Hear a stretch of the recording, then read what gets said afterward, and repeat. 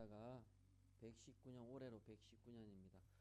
우리 하나님 지금까지 교회를 붙들어 주셨고 또 여러분 교회를 섬겨 오셨습니다. 우리 또 하나님께 영광의 박수, 우리 또 각자에게는 위로의 박수 한번 치겠습니다. 주님 감사합니다. 오늘 교회 설립 기념주일을 맞아서 참 하나님 감회가 새롭습니다. 지난 120년 전의 이 시간들을 보면 이 한국교회의 역사였습니다. 하나님 모든 것이 하나님의 은혜였습니다.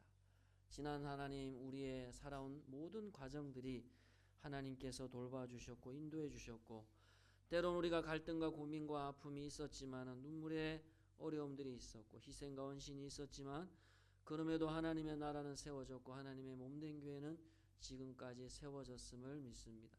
하나님, 이 교회를 섬기는 모든 성도들에게 하늘의 위로와 격려로 함께하여 주시고, 무엇보다 이 교회를 지금까지 붙들어 주시고 인도하신 하나님께 영광 돌리게 하시고, 또 하나님 아버지 우리에게는 한없는 위로와 격려가 있게 하여 주옵소서.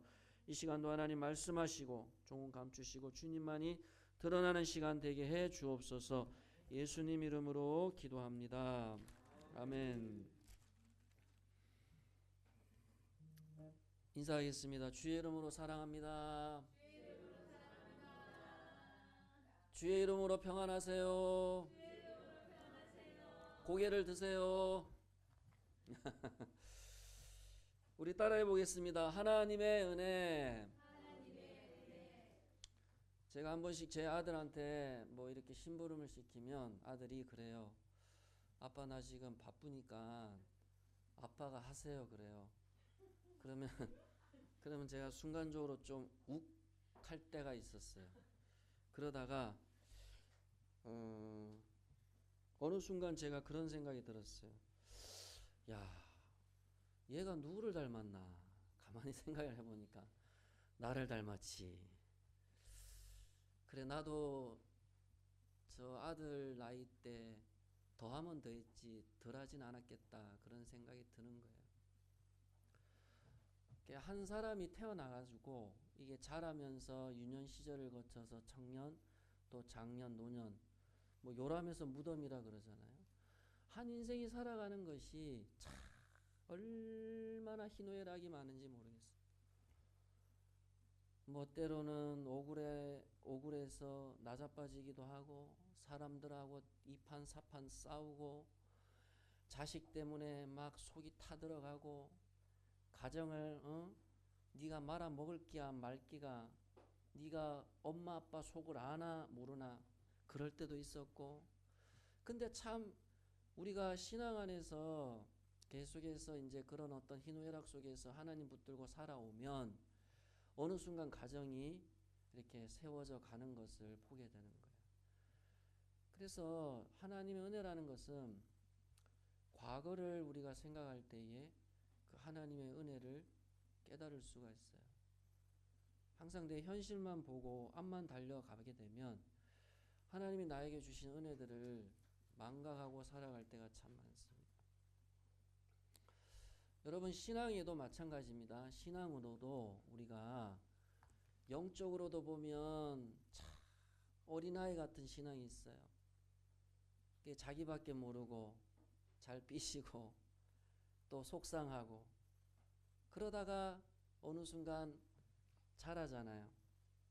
자라면서 조금씩 성인이 되고 어른이 되면서 부모님 말씀 순종하게 되고, 또 나중에는 부모님을 돌보게 되고, 또 나중에는 어떻게 됩니까?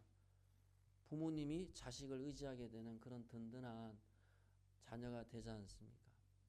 그래서 어릴 때는 막 자기 감정대로 자기 고집대로 신경질 냈다가 짜증 냈다가 좀 신앙이 들어가게 되면 아이고 시건이 들었다 그러잖아요. 아이고 내가 어린아이였구나. 아유 내가 넘사스러워가지고.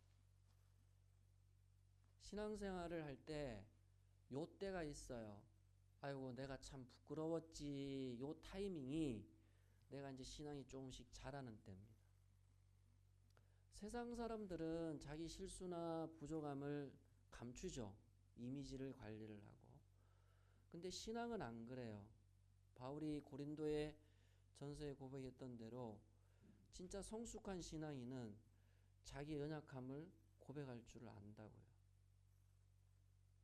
그리고 자기가 실수한 것을 실수했다고 인정할 줄도 알아요.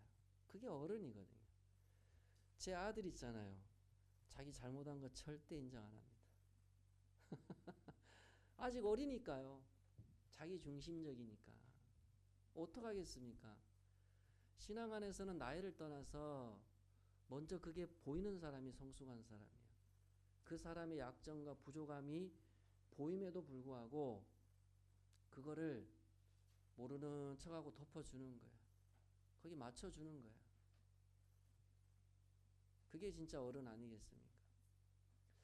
여러분, 하나님이 요나를 볼 때 어떤 마음이 들었을까요? 여러분들이 이제 자녀를 키워 볼 때 그런 마음이 안 있었겠어요? 하나님 마음에. 이놈 자식 내가 자기를 불러가지고 예수 믿게 하고 믿음 주고 신앙 안에서 성령 안에서 살아가도록 해놨는데 어느 순간 하나님 앞에 혈기를 부리고 분노를 내고 또 나를 차라리 죽여달라고 그렇게까지 하는 요나의 모습을 보면 하나님이 영적인 아버지로서 얼마나 답답하겠냔 말이에요. 아이고 이놈 자식 내가 자기 태어나게 해가지고 영적으로 먹여주고 입혀주고 내가 다 성년이 되도록 자라게 해놨는데 뭐라 그러죠? 구덩이에 빠진 사람 건져놔줬더니 보따리 달라 그러잖아요. 주객이 전도가 됐다. 하나님이 요나를 볼 때에 아이고 요나가 아직 멀었다. 내가 자기한테 은혜를 준 게 얼마고 내가 자기한테 말씀을 깨닫게 한 게 얼마냐. 자기가 힘들고 어려울 때 내가 도와주고 내가 그 삶을 지금까지 보호해 준 것이 얼만데 하나님도 그런 마음이 안 있었겠어요? 근데 요나는요 그런 게 없어요. 그 이유를 우리가 말씀을 통해서 잠깐 나눌게요. 요나는 이스라엘 사람이라 그랬어요. 그런데 니느웨가 아수르가 이스라엘을 2번이나 침략을 했고 거기에 대한 상처가 있는 거예요. 상처가. 여러분 이 상처가 있게 되면 신앙생활을 딱 멈추게 해버립니다. 하나님 뜻이라 해도 쉽게 얘기하면 요나야 내가 저 니느웨 백성을 심판하는 것을 내가 이제 안 할 거야. 하나님이 그렇게 얘기했잖아요. 후회를 하신다 그러거든요. 3장 10절에 보면. 그러면 하나님 아버지의 마음이 그렇다면 저도 거기에 따라가야죠. 성숙한 신앙이라면 그래야 되는데 그러면 안 됩니다. 하나님 그러는 게 어디 있어요. 하나님. 내가 저 인간한테 당한 게 얼만데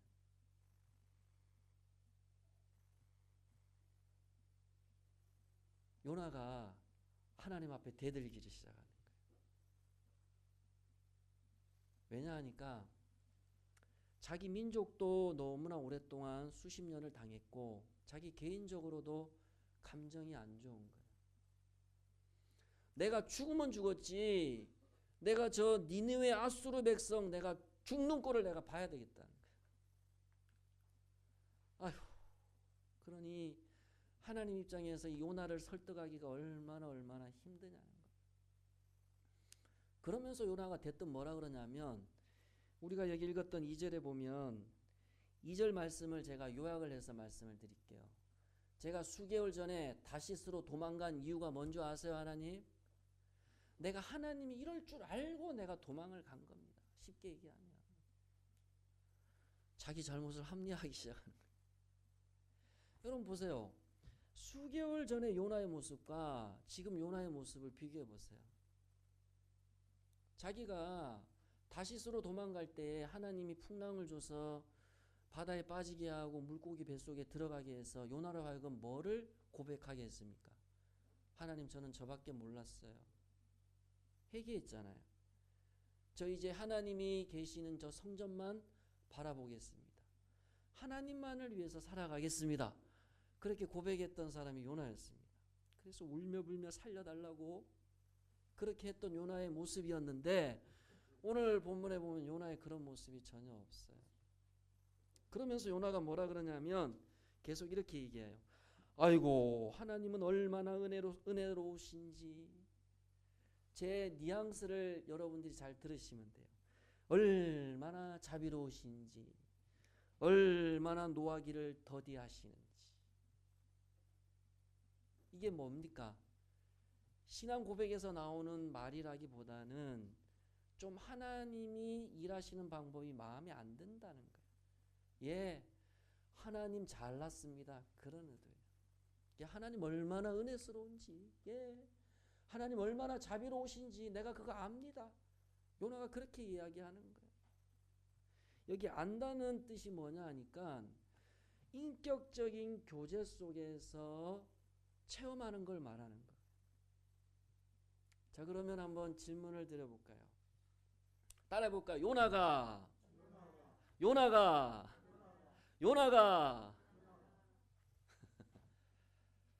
이런 고백을 할 때에 진짜 하나님을 안다고 생각을 했어요?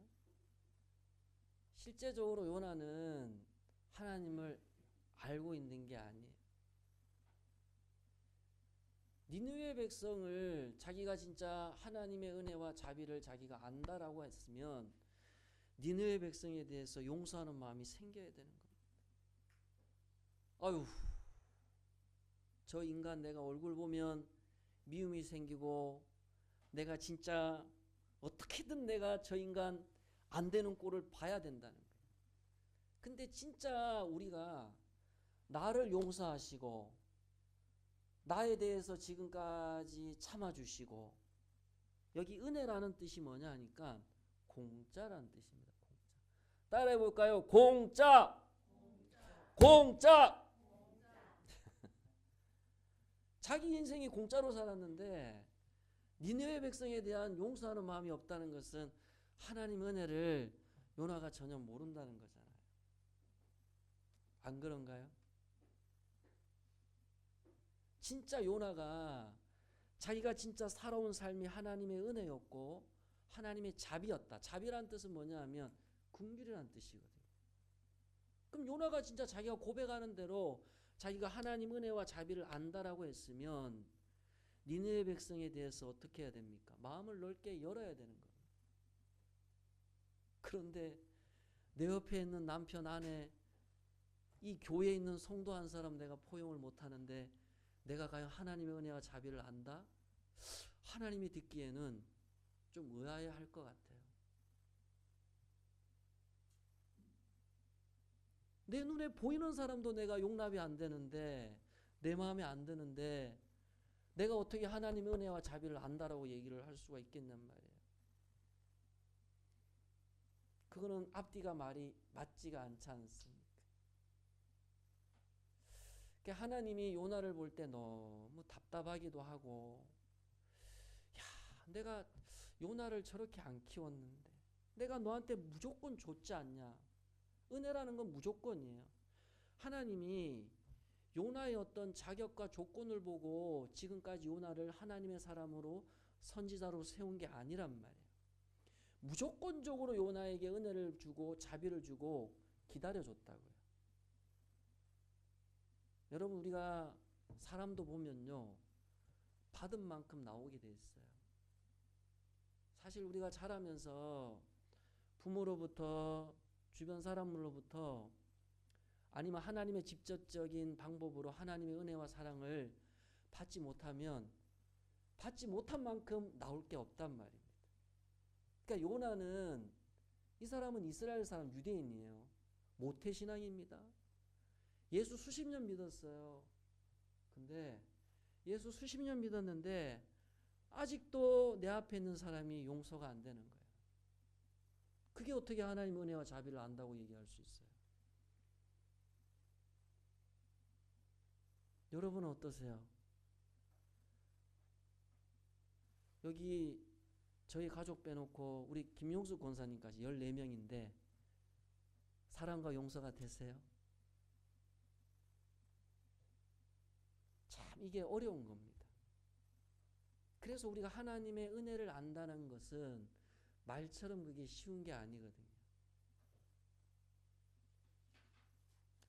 요나가 내가 하나님의 은혜와 자비를 안다라고 했을 때는 1차적으로 나를 사랑하고 나를 기다려주신 그 은혜가 있어야 되는 거예요. 그게 없이는 내 옆에 있는 사람에 대한 용납이 안 됩니다. 그건 절대적으로 그래요. 그 사람이 미워서가 아니고 그 사람이 자격이나 조건이 안 돼서가 아니고 내가 그 하나님의 은혜와 자비를 깊이 경험하지를 못한 겁니다.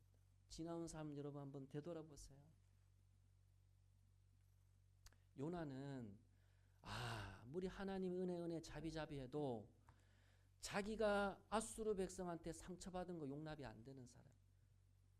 진짜 하나님의 은혜와 자비라면 그 상처가 치유가 돼야 되는 거예요. 근데 그게 우리 안에 있는 이 억울함이라고 하는 것이 그렇게 쉬운 문제가 아니란 말이에요. 이게 쉬운 문제가 아니란 말이에요. 용서가 될 것 같지만 진짜 용서가 안 된단 말이에요. 자기 자신이 용서가 안 되는데 어떻게 앞에 있는 사람이 용서가 되겠어요? 내가 하나님의 은혜와 자비를 모르는데 내가 어떻게 하나님의 은혜와 자비를 다른 사람에게 이야기를 할 수가 있겠냔 말이에요. 하나님이 요나를 볼 때 어떻게 보실까요? 긍휼한 마음으로 보시지 않겠어요? 요나야, 내가 너한테 은혜와 자비를 베푼 그 세월이 얼마냐? 수십 년을 내가 너에게 은혜와 자비를 베풀었지 않느냐? 근데 참 그렇더라고요. 우리가 죄인의 본성이 있다 보니까 항상 과거에 하나님이 주신 은혜보다는 지금 내가 받은 상처에 집중을 하거든요. 그게 죄의 특징입니다. 여러분은 어떠세요? 하나님이 나에게 주신 은혜가 큽니까? 내가 이 세상에서 받은 상처가 큽니까?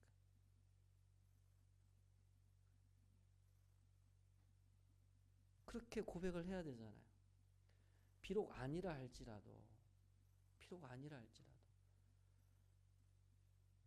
저는 그래요. 여러분들이 지금 이 자리에 앉아 있으면서 혹이라도 목사의 얼굴을 보면서 미운 마음이 든다. 그건 제 불찰입니다.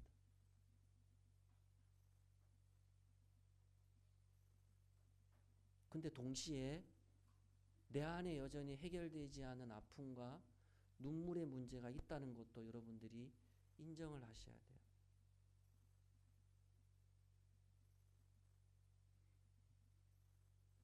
요나가 하나님 은혜로우시죠?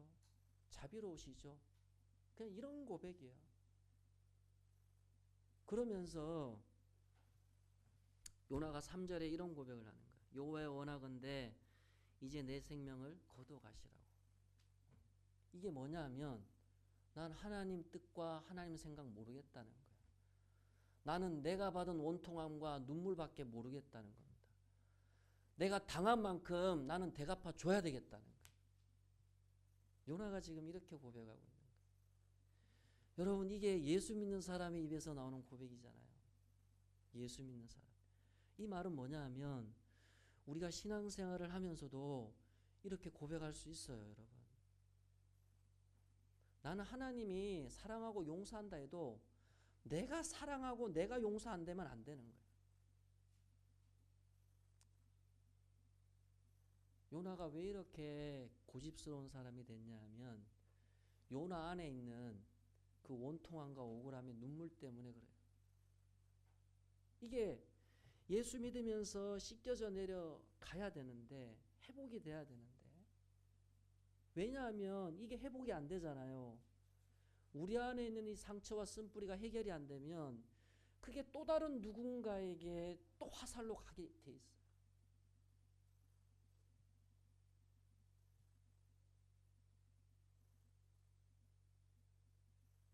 이거는 여러분 우리가 이 세상에서 해결이 안 됩니다. 해결이 안 돼요. 이거는 무조건적으로 하나님께서 나를 사랑해주고 나를 기다려주지 않으면 이거는 우리 안에 이 아픔이 해결이 안 되는 겁니다.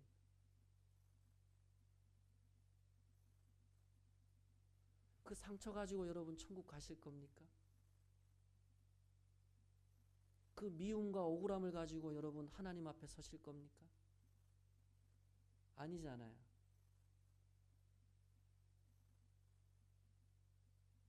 하나님 이제 앞으로 마음대로 하십시오. 저는 모르겠습니다. 아예 그냥 저를 죽이든지 말든지 알아서 하십시오. 막 가자는 거예요. 지금 요나는 막 가자는 겁니다.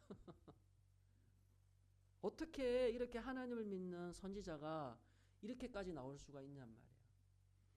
그만큼 수십 년간 이 이스라엘 백성은, 요나는 자기 민족이 아수르에서 당하는 걸 봤거든요. 실제적으로 봤거든요. 그래서 예수님이 이 땅에 오신 거예요. 우리의 눈물과 아픔이 너무 크기 때문에 예수님이 이 땅에 오셔서 우리 안에 있는 억울함과 원통의 문제를 가지고 십자가상에서 달려 돌아가신 거란 말입니다. 내가 너희들을 위해서 죽을게. 내가 네 고통과 아픔을 안다. 그 예수님이 십자가상에서 아무런 죄 없으신 예수님이 죽어야지만이 우리의 죄의 문제가 해결이 될 수가 있기 때문에 그래요. 요나가 이제 난 모르겠습니다. 하나님 마음대로 하십시오. 저를 죽이든지 살리든지. 이 말은 뭐냐면 내 눈에 흙이 들어가는 한이 있다도 나는 아수르 백성 심판하는 거 봐야 되겠다는 거예요. 나는 봐야 되겠다는 거예요.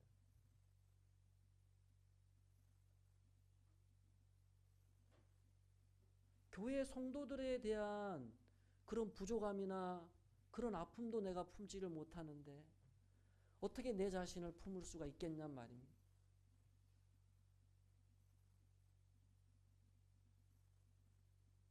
진짜 사랑하십니까, 여러분? 진짜 성도들을 사랑하세요?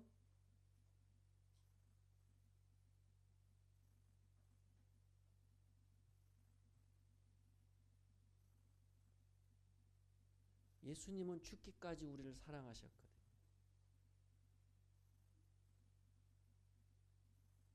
하나님도 여러분 마음 이해하세요. 그래, 이 세상 살아오면서 얼마나 많은 눈물과 아픔이 있었냐. 얼마나 억울함에 원통함의 문제가 있었냐. 근데 우리는 세상 사람들이 나이가 들어가면서 고집스러워지는 거하고 예수 믿는 사람들은 나이가 들어가면서 고집스러워지지 않아요.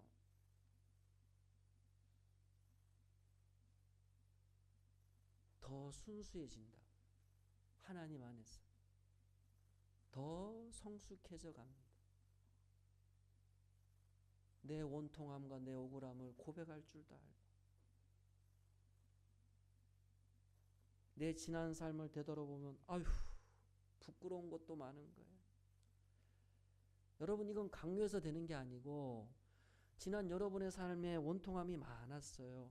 그런데 이제는 그 원통함보다는 하나님께서 여러분을 기다려 주셨고 하나님께서 여러분을 무조건적으로 은혜 베풀어 주신 것들이 더 기억이 많이 나아져야 된다는 거예요. 그래야 비로소 옆에 있는 성도가 보이기를 시작해요. 불쌍함이 보인다고요.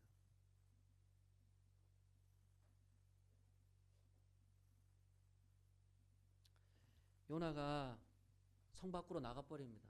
하나님하고 말 안 하겠다는 거예요. 영적으로 완전히 관계 끊어버린 거예요. 여러분 이런 배짱이 어디서 나옵니까 도대체? 그 말은 어리다는 거예요. 요나가 선지자인데도 신앙이 너무 어린 거예요. 막 가자는 거예요. 죽이십시오. 그래놓고 자기 할 말 던져놓고 성 밖으로 나가버리는 거예요. 마음대로 하시라고. 성 밖에 나가서 요나가 뭘 하는 줄 아세요? 거기에다가 초막을 짓고 동쪽에서 앉아서 성을 지켜본다 그랬어요. 왜 지켜볼까요? 하나님이 요나에게 뭐라 그랬냐면 40일 동안 너희들이 회개하면 내가 심판 안 하겠다 그랬어요. 근데 40일이 지났어. 12만 명이 회개했지만 보통 대략 학자들에 의하면 니느웨의 성이 좌우로 90km라 그랬어요. 성이 둘레가 90km입니다. 엄청난 성읍입니다. 60만 명 이상이 살았다 했거든요. 그러면 12만 명이면 반의 반도 회개 안 한 거예요. 요나가 할 말이 있는 거예요. 보십시오, 하나님. 복음 전했는데 회개 안 했잖아요. 그러니까 여기 5절에 보세요. 요나가 성읍에서 나가서 그 성읍 동쪽에 앉아 거기서 자기를 위하여 초막을 짓고 그 성읍에 무슨 일이 일어나는가를 보려고 그 그늘 아래에 앉았더라. 하나님이 심판 하나하나 지켜보겠다는 겁니다. 지켜보겠다는 겁니다. 이 자기를 위한다는 게 태도와 자세를 말하는 거예요. 왜 요나가 이렇게 하나님의 은혜와 자비를 그가 경험하지를 못하는가? 여기 자기 중심성 때문에 그래요. 자기 중심성. 항상 우리가 관계도 그렇고 여러분이 살아가는 모든 환경과 상황 속에 죄인은 항상 자기 중심적으로 생각을 한단 말이에요. 요나는 하나님이 자기 말 들어야 돼. 하나님이 자기 말 들어야 되는 거예요. 내가 아니고 저 사람이 잘못된 거예요. 우리 백성이 아니고 니느웨가 잘못된 거예요. 저 사람이 억울한 게 아니고 내가 억울한 거예요. 여러분 그렇지 않던가요? 인생 살아보니까 다 나만 억울하지. 나쁜 사람은 다 내 주변 사람이야. 나만 착해. 그런 생각 안 해보셨어요? 요나가 그런 거예요. 요나는 지금 자기만 억울한 거예요. 자기만 힘든 거예요. 그러니까 하나님이 내 마음을 빨리 어루만져서 내 뜻대로 하나님이 순종하든지 신앙생활이 이렇게까지 될 수 있다니까요.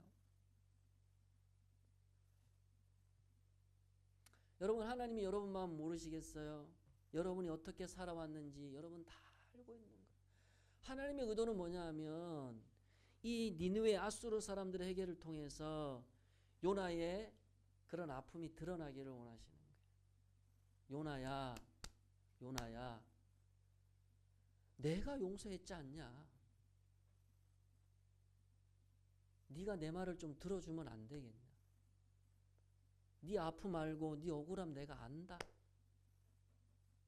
여기 하나님 그러잖아요. 4절에 여호와께서 이르시되 내가 성내는 것이 옳으냐?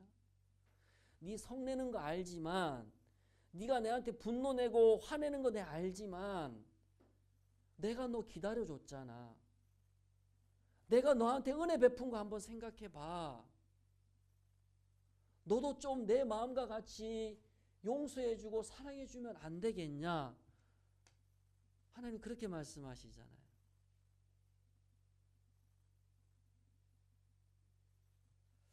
우리 이곳교회 성도님들 참 열심히 살아오셨어요. 앞으로도 우리가 살아가실 때에 우리 희곡교회도 마찬가지겠죠. 눈물도 있었고 아픔도 있었고 참 그런 피눈물로 이 교회가 세워졌습니다. 여러분 인생도 마찬가지입니다. 여러분의 삶에 가정사, 직장, 사업, 일터 위에 많은 피눈물이 있었을 거예요. 그러나 그 피눈물 속에서도 하나님은 여러분에게 은혜를 베풀어 주신 거예요. 저는 여러분의 삶에 이젠 그런 아픔과 눈물보다는 여러분 세상 다 끝나고 천국 갈 때까지 여러분의 피눈물과 아픔은 다 사라지진 않습니다.